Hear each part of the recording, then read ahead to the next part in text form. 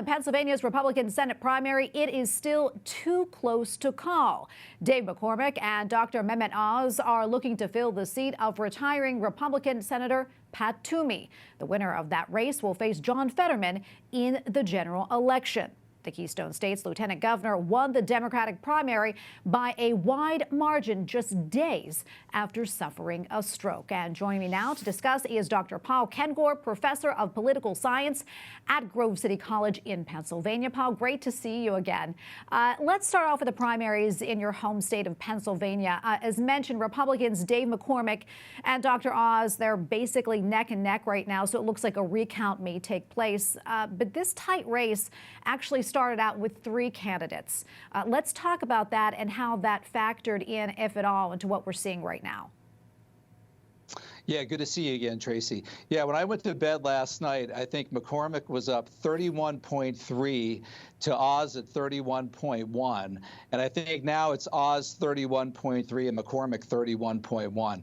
There's only about 2,000 votes separating them. About 96% of precincts have reported. But there's about 30,000 mail-in ballots out there. So this could go either way, and it's less than the 0.5% threshold that's required to trigger an automatic recount. So this should go to recount. And yeah, indeed, the third person in the race was a woman named Kathy Barnette, and she has a really compelling story. She was conceived in rape when her mother was 11 years old. So she's an African-American woman from the eastern part of the state. And in fact, it was here at Grove City College, where I teach, on May 4th that they held the final Pennsylvania Senate debate.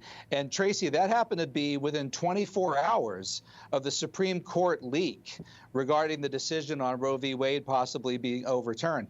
And so that played right into Barnette's hands, and that was the question that dominated the evening. So for her to be able to talk about her own personal amazing pro-life testimony and witness, at that point, Tracy, I think it was Oz and McCormick around 25, 26, 30% in the polls. Barnette was around 13%. Just a couple days after that poll, it was like 25, 25, 25. I mean, the three of them were just right there. And then over the past weekend, Barnette got hit really hard with negative campaigning, a lot of vetting of her that hadn't been done previously. And it seems like in the last few days, a lot of the people that had pulled over to her kind of went back and flipped for McCormick. And so here we are now where Barnette looks like she got about 24% of the vote. And it's now really a two-man race between Oz and McCormick. Yeah, are you surprised about that, Paul? I mean, how close this race is right now between the two of them, and any idea, when we'll know who the winner is? Yeah, I'm not surprised, although it looked like Oz in most polls was up. And in fact, the polls the last couple of weeks all had McCormick down around 23, 25%, and Oz may be as high as 35%. But I talked to people in the McCormick campaign, and they told me, Tracy, they said, no, we've got internals, and our guy's going to win. And of course, campaign people always say that, but they assured me, they're like, no, I'm not blowing smoke. I'm not just saying this. Our numbers show that our guy is going to win this. And that, and the fact that the people that were leaning to Barnette about a week or two ago suddenly broke for McCormick the last few days, I'm not surprised. I'm not surprised. And I would point out, too, especially for EWTN watchers, that all five of the final Pennsylvania Senate candidates, including Barnette, Oz, and McCormick, they're all pro-life. So they all get the Pennsylvania Pro-Life Federation affirmation that they're all pro-life. And they'll be running against a guy named John Fetterman, who is not pro-life. He's very liberal. And this is to replace Senator Pat Toomey, who had a wonderful pro-life voting record. And I think both Oz and McCormick easily beat Fetterman in November. So this ought to be a seat that the pro-lifers can hold. And I should remind people watching here, our other state senator in Pennsylvania is Bob Casey Jr., who's a Democrat. And his father, of course, is the Bob Casey Sr. of Planned Parenthood v. Casey. So he's the kind of last great pro-life Democrat Bob Casey Sr. was.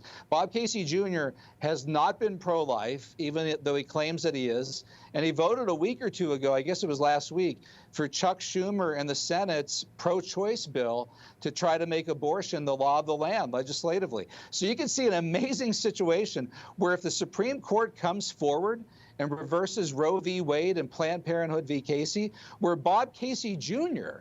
might not even be on the side of his father in all of this. So what happens in Pennsylvania with this Senate race is really crucial for pro-lifers especially. Absolutely. We probably have maybe 20 seconds left or so, Paul, but really quickly, I want to ask you, how do you see this shaping out in Pennsylvania come November?